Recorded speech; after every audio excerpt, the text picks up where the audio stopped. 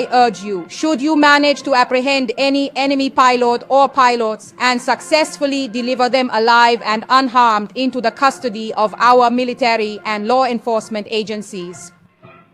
you will receive a valuable reward and a bonus for good news.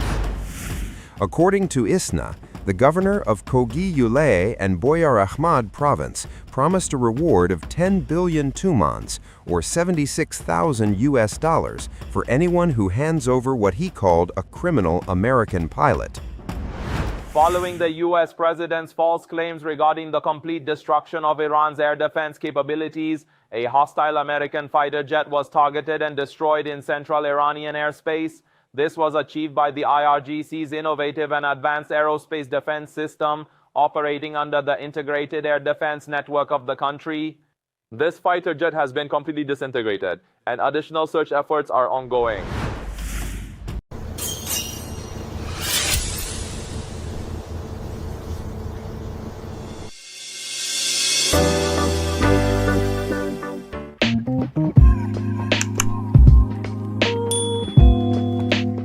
ሰላም ጤና ይስጥልን በመላው ዓለም ለምትገኙ የቻናላችን ተከታታዮች በሙሉ እንደምን አላችሁ እንደምን ቆያችሁ ኢራን ባንድ ቀን 3 የአሜሪካ የጦር ጀቶችን መታጣለች አሜሪካም እንደዚህ ተዋርዳ አታውቅም ነው የተባለው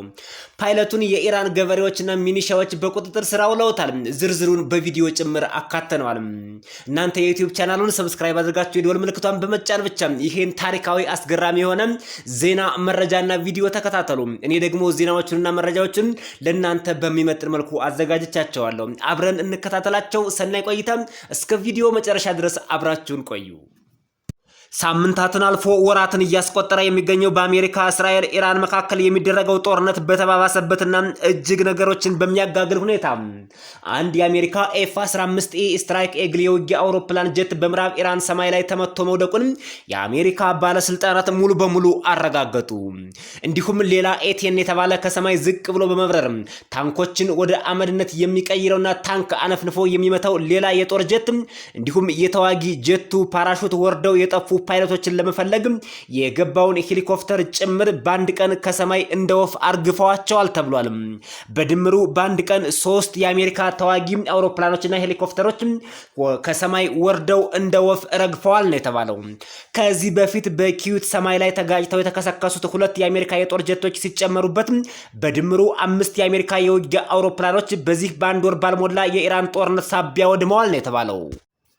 ከጀቱ አብራሪዎች መካከል አንዱ በአሜሪካ ኃይሎች በሰላም ያረፈ ሲሆን ሁለተኛው ግን እስካሁን ያለበት ባለመታወቁ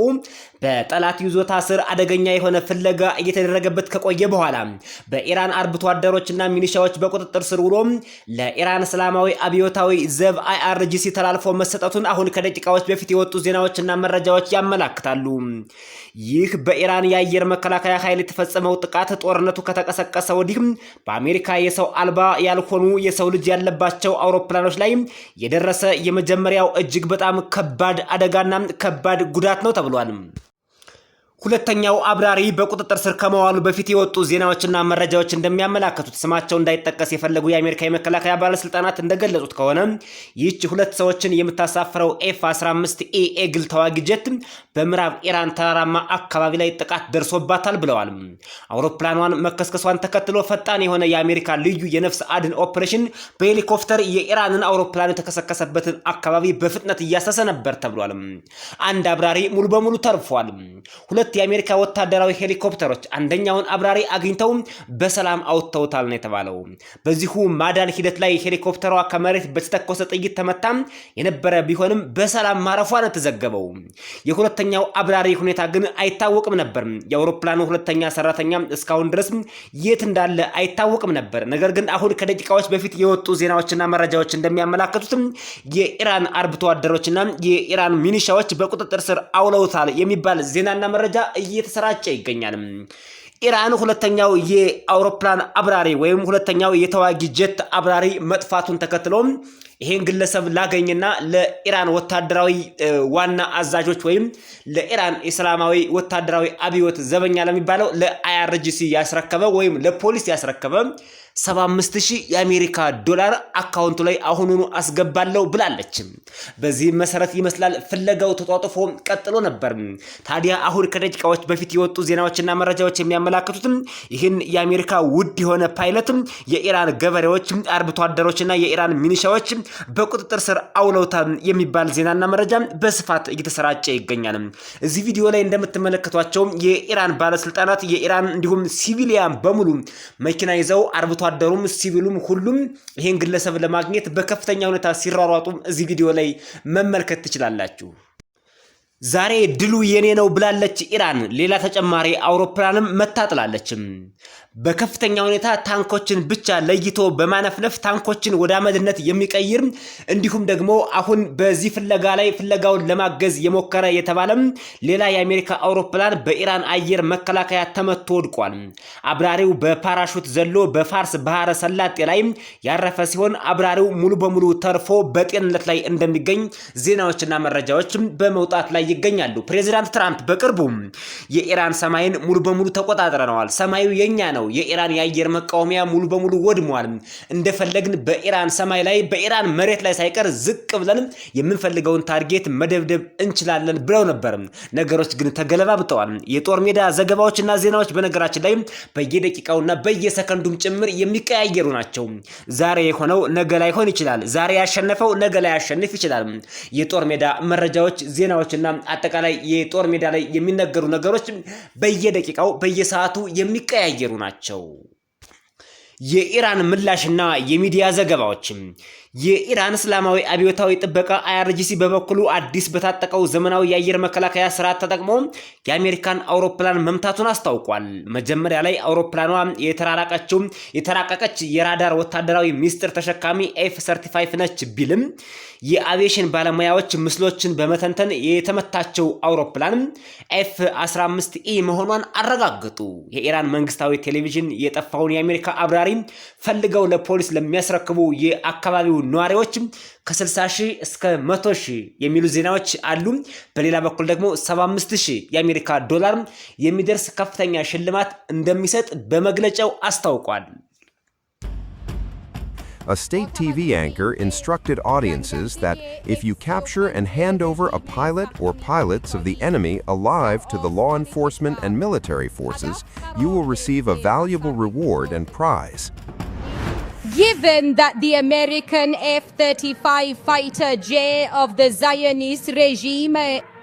the provincial police force issued an urgent statement announcing that an American Zionist enemy F-35 fighter jet had been targeted and subsequently shot down within the nation's airspace. In the central region of the country, and given the potential for the pilot or pilots of this fighter jet to land in Kogiluye and Boyar Ahmad province, we earnestly request all members of the general public, including our esteemed nomadic communities and villagers, to extend their full cooperation to the military and law enforcement agencies.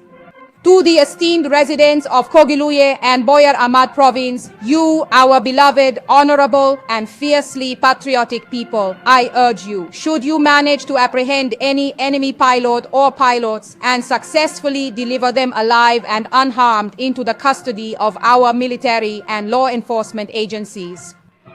you will receive a valuable reward and a bonus for good news. Of Iran's air defense capabilities, a hostile American fighter jet was targeted and destroyed in central Iranian airspace. This was achieved by the IRGC's innovative and advanced aerospace defense system operating under the integrated air defense network of the country. This fighter jet has been completely disintegrated and additional search efforts are ongoing. ፖለቲካዊና ኢኮኖሚያዊ አጠቃላይ ወታደራዊ ቀውስ ይህ አውሮፕላን የመመታት ዜና የአሜሪካው ፕሬዝዳንት ዶናልድ ትራምፕ ከቀናት በፊት የኢራንን ወታደራዊ አቅም ሙሉ በሙሉ አውድም ያለው በማለትም ለህዝብ የተናገሩት ንግግር የሚጻረር ሆኖ ተገኝተዋል። ትራምፕ ለዚህ ጉዳይ ከጋዜጠኞች ለቀረበላቸው ጥያቄ መልስ ሰጡም አሁን አትጠይቁኝ፣ አሁን መጠየቅ የለባችሁም፣ ጦርነት ላይ ነን ብለዋል። በተጨማሪም ፕሬዝዳንት ትራምፕ በአሜሪካ ምድር እስካሁን ለብዙ ጊዜና ለብዙ ዓመታት ሲሰራበት የነበረው የጤና መድን ሽፋን እሱን የገንዘብ ሽፋን እንዲያደርጉ ሲጠየቁ ሜዲኬር የሚባለው ማለት ነው እሱን ሙሉ በሙሉ አቁመናል አሁን ገንዘብ ለጦርነት ያስፈልገናል በማለትም እሱን አገልግሎት ማቆማቸው ተሰምቷል በአሜሪካ ረሃብ ችግር ሌሎች የኢኮኖሚ እጥረቶች እንደሚከሰቱም ከወዲሁ በርካቶች ሐሳብ አስተያየታቸውን እየሰጡ ይገኛሉ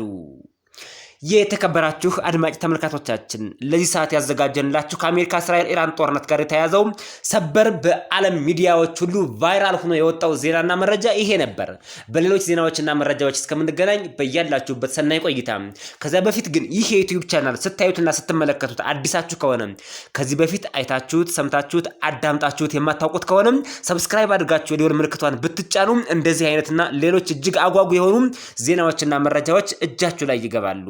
በድጋሜ ሰናይ ቆይታ በሌላ ዜናና መረጃም ተመልሰን እንገናኛለን